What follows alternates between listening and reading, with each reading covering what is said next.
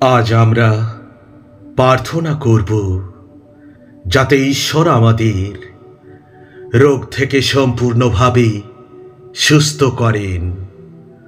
বিশ্বাসের এই প্রার্থনায় খ্রিস্টের শান্তি এবং প্রভু যীশু খ্রিস্টের অনুগ্রহ আপনার সাথে থাকবে।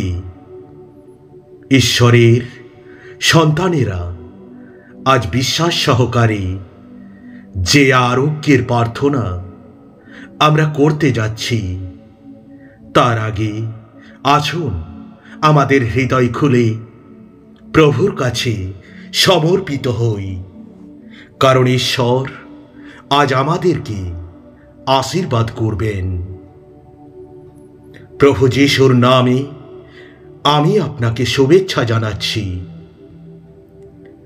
যারা এই মুহূর্তে ভিডিওটি দেখছেন, যদি আজ আপনি অসুস্থ আছেন, সেটা যে কোনো ব্যাধি হোক না কেন, ঈশ্বর আজ আপনার জীবনে আশ্চর্য কাজ করতে যাচ্ছেন। আজকের এই ভিডিওতে এক শক্তিশালী প্রার্থনা রয়েছে, যা আপনার জীবনে পরিবর্তন নিয়ে আসবে। এটা মনে রাখবেন যে পবিত্র স্বর্গীয় পিতা, যিনি আমাদেরকে ভালোবাসেন, যারা তার কাছে চায় তাদের তিনি কখনো ফিরিয়ে দেন না। ঈশ্বরের সন্তান বাইবেল আমাদেরকে বলেছে, আমাদের কথায় শক্তি এবং ক্ষমতা রয়েছে, আর তা যখন ঈশ্বরের বাক্যের সাথে যুক্ত হয় তখন সেটা আরো শক্তিশালী হয়। তাই আসুন আমরা সুস্থ হওয়ার জন্য ঈশ্বরের কাছে প্রার্থনা করি। হে পবিত্র স্বর্গীয় পিতা, আজ আমি তোমার সামনে উপস্থিত, কারণ তুমি সর্বশক্তিমান ঈশ্বর। তুমি এই বিশ্বের ত্রাণকর্তা, যার নাম ইম্মানুয়েল, অর্থাৎ আমাদের সঙ্গে ঈশ্বর। কারণ প্রভু, তুমি সব সময় আমাদের সঙ্গে সঙ্গে থাকো।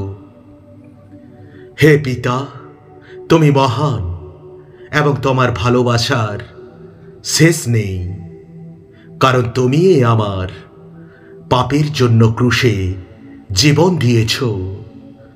তাই প্রভু, আমি বিশ্বাস করি যে তুমি আমার মুক্তিদাতা ঈশ্বর।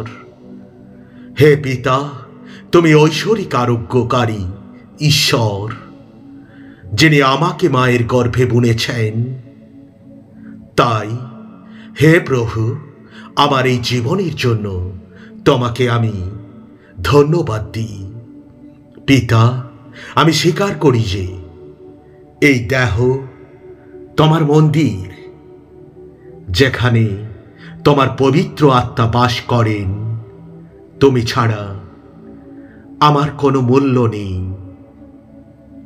তাই হে পিতা, আমি স্বীকার করি যে তুমি এই আমার জীবন্ত ঈশ্বর, কারণ তোমার পবিত্র রক্ত দিয়ে তুমি আমাকে কিনে নিয়েছ।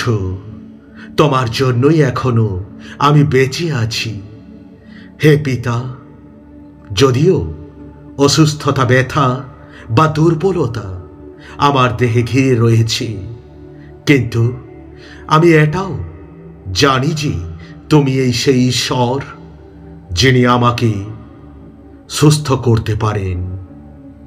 তাই আমি সেই যিশুর নামে ঘোষণা করি, আমার শরীরে থেকে সকল রোগ ব্যাধি দূর হয়ে যাক। আমিন, আমিন, আমিন।